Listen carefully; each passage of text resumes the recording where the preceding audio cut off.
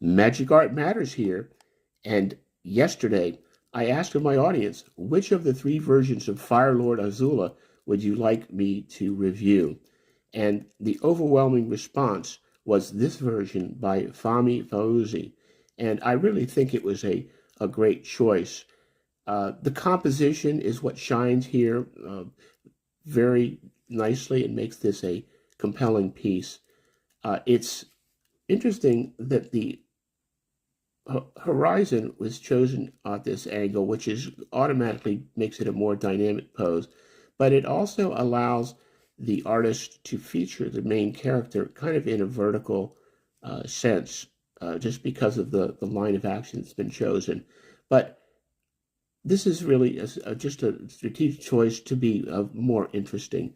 We'll notice, though, that the horizon is echoed in the foreground here, where there's an inclined plane here, but also it's reflected as well in these architectural elements, which, because it's an upright building, they have to be parallel to the horizon. So right off, we see a really nice consistent approach in this composition with the choice of the horizon.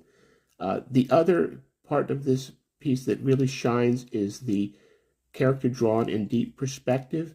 We've talked about this several times, where the torso is just a parallelogram that's drawn in perspective, and it contains the volume of the character.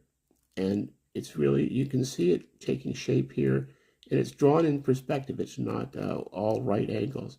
And the pelvis also is similarly treated. The head itself resides in a parallelogram, but it's harder to articulate for this small cramped space that I have. But ultimately, it does resolve into the head shape that we're familiar with. Other aspects, because of the way that this arm is projecting into space, it is also coming out, leaping out of the page in perspective. The forearm similarly, and a really nice articulation of the hand.